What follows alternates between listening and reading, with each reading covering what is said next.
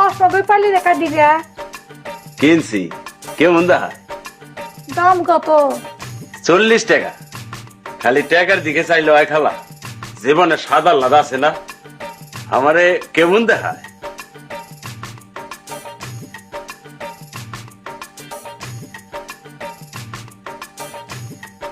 আম্মা আম্মা একখান কথা।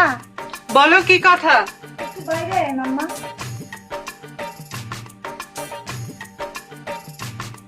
কি হয়েছে? আজ কয়দিন ধরে চোখ দুটো খালি কর কর করে। চোখ কটকট করে? যে সব আন্দার আন্দার লাগে। বেশ তো, ডাক্তার দেখাও।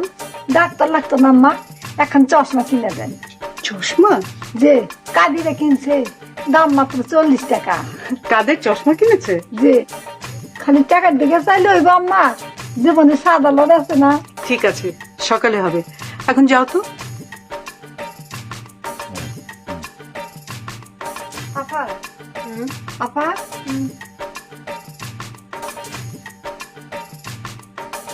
বাহ, চমৎকার।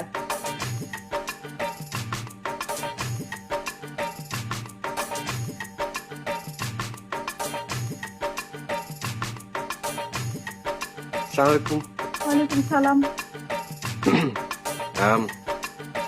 আজকে আমার জন্মদিন, তো ভাবলাম এই শুভ দিনে সবার সঙ্গে দেখা সাক্ষাৎ করে যাই, দোয়া নিয়ে যাই। মুরব্বীদের দোয়া খুবই দরকার।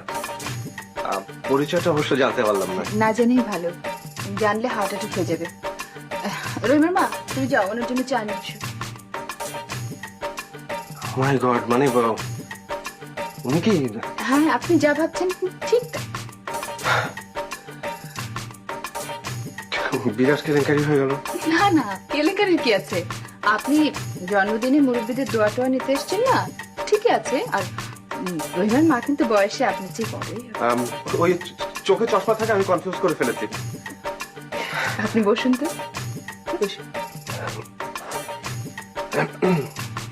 আমাকে এক গ্লাস ঠান্ডা পানি খাওয়াবেন, আর একটু ফ্যানটা ছেড়ে দেবেন প্লিজ।